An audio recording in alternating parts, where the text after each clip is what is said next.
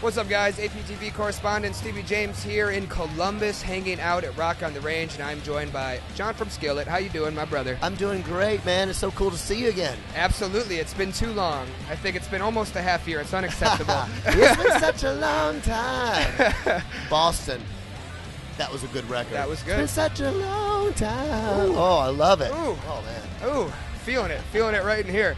So you guys have been pretty busy since we last talked. Oh, yeah. Just getting nominated for Billboard Awards, and your record's doing amazing. That's and exhausting. Getting nominated for awards takes it out of me. It's beautiful. It's a beautiful thing. So, but on top of that, you guys got some stuff going on with Marvel. That's what that was. Awards are cool. Don't get me wrong, but I'm a Marvel fan myself. So, break down for me what's going on with Marvel. What do you guys got up your sleeves, or lack thereof sleeves? Yeah. Let's see. We have the Marvel thing in common. Nerds unite. I love it. Always. And, I don't really know what we have going on with Marvel. There was some connection, and I don't know how it began, but we were invited to come in New York City and to kind of see the Marvel headquarters, which was amazing. They gave us this amazing tour. I couldn't believe it. I was like, this is unbelievable. And I think some of it was, they kind of liked us and had some good mojo. And then we got invited to be a part of this, the Monsters Unleashed thing that they did. It's like a 10-minute short, if you will, animated thing. And I was just really impressed with it. And then they said, you know what, we're also going to do another series. They came and videoed at my house. I was telling them about the paraphernalia that I have. I heard you got quite the array of we got a great stuff. Marvel collection, toys and statues. And so we had a really great time, As of now, we're not like in Spider-Man or anything, and I have not been asked to be in the movie. But so if anybody's watching, I got time. I was sitting there. I'll receive these awards.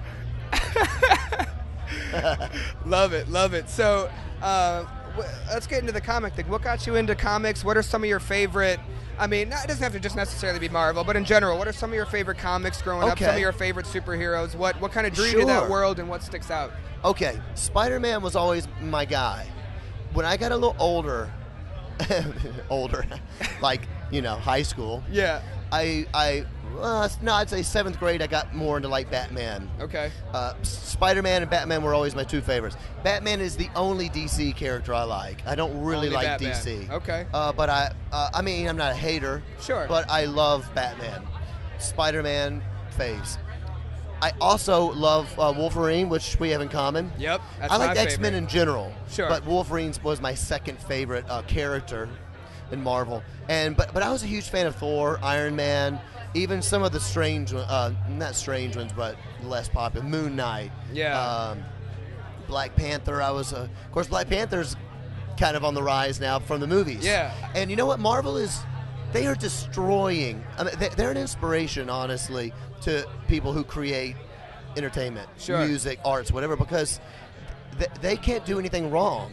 Their Netflix original stuff are amazing. Awesome. Every single film they're doing is unbelievable. It's awesome, even stuff that I wouldn't like. Well, it's funny, too. Ant-Man, I don't like Ant-Man, Well, but see, it's I was wicked. actually about to mention Ant-Man, because, I always dug Ant-Man. I always dug Deadpool, and they were Deadpool a little more known, but no one really knew who Ant-Man was. More the real comic fans knew, but no one really knew who Ant-Man was, and I like the idea of shrinking down and having that super strength and being you can't see it coming, but it's going to throw you across the room kind of thing. I always loved that. And then they made the movie, and now of course everyone knows who Ant-Man is. You're that was kind of my thing, Yeah, well, see, here's what I was like. I never even read Ant-Man because I hated the name so bad. I just was like, I want like a muscular superhero, not an ant. So I didn't know anything about it. Love the film. And have you gone back and checked out some of the comics? No, since? I haven't. No, I should. You should. But you know what the biggest shock is Doctor Strange. Even I wasn't enough of a nerd to have read Doctor. If you read Doctor Strange comic books when I was a kid, that's the line of when you get beat up. You know what I'm saying? That's just You're one like, step all right, too far. It's like Dungeons and Dragons for the time, Yeah. And I was like, Doctor Strange, that movie crushed. It was such a great film. So Marvel's.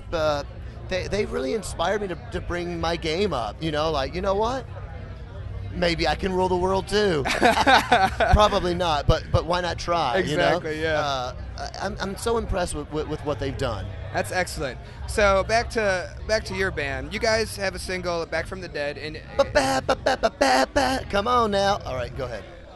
Sorry, I overtook the interview. Go ahead. Oh, and you can take over my interviews anytime you want. I'm not going to complain.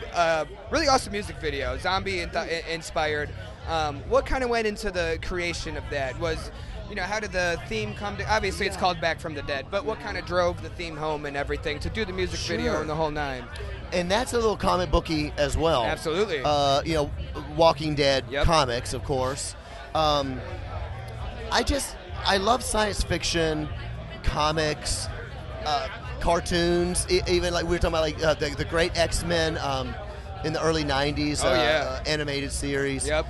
I just like all that stuff, and I wanted to do a video that was less serious. Like, let's have some fun. Every time you do a video, it's always like ultra like serious and like dramatic. I was like, well, let's like just beat somebody up, Yeah. So the zombie thing kind of came around, and it ended up that basically I got very involved. Videos are expensive, and if you can get involved yourself and do some of the things that you can make we spent $40,000, but it looks like it cost $100,000. Yeah. So we ended up calling like the police squad in the city. Said, hey, we're thinking about doing a video for a band called Skillet. And one of the guys like, Skillet? He's like, I love Skillet. Yeah. And he's like, I'll bring my SWAT team, and you know what? I'm going to bring the cat.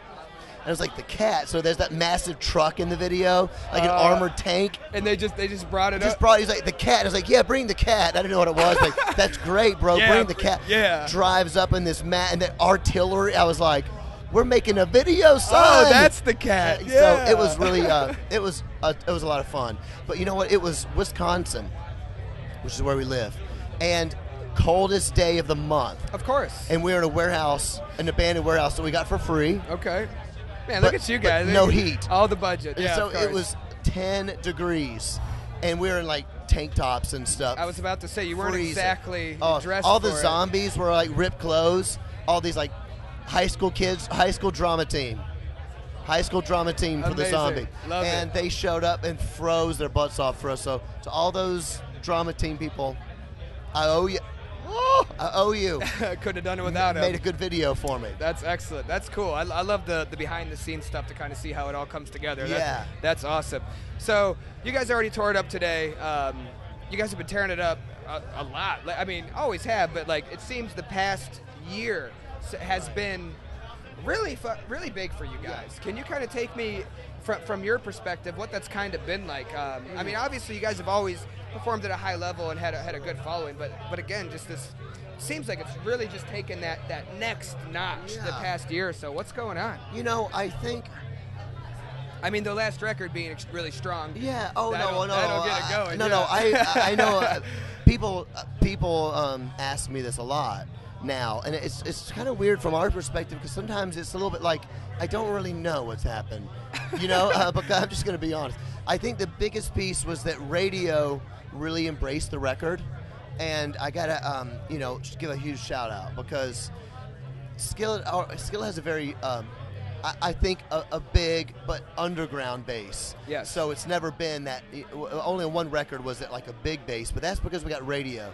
So when radio really supports something, all of a sudden it feels ubiquitous. It feels like all of a sudden this band is everywhere I look. Yeah. And that is what's happened with us. So we already had the passion of the fans, the hardcore thing, and then radio comes, and that's a bigger piece of the puzzle. Yep. So I gotta say the radio's helped, and our relationships with NFL, WWE, Marvel, these relationships to people that we've worked well with in the past have said, hey, we like this song, can we do it? And so all of a sudden you're hearing Feel Invincible on the radio. Yep. The video is getting a lot of stuff, and all of a sudden NFL's playing it, WWE, MLB. It just kind of became everywhere. So a big thank you to the fans first, because fans always keep you in business. Can't do it without them. No, fans is what it's all about. But radio, NFL, all those good friends of ours out there, it's just I'm loving it, man.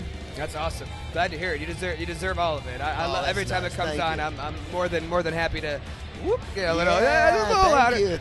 All right, man. Thanks for sitting down and talking to us. I loved it. Love talking to you. Can't wait to do it again. Absolutely. Anytime, any place. You know it. Absolutely. You got it, bud. Skillet's in the house. I'm Stevie James for APTV. Rock on the Range in Columbus. See you guys.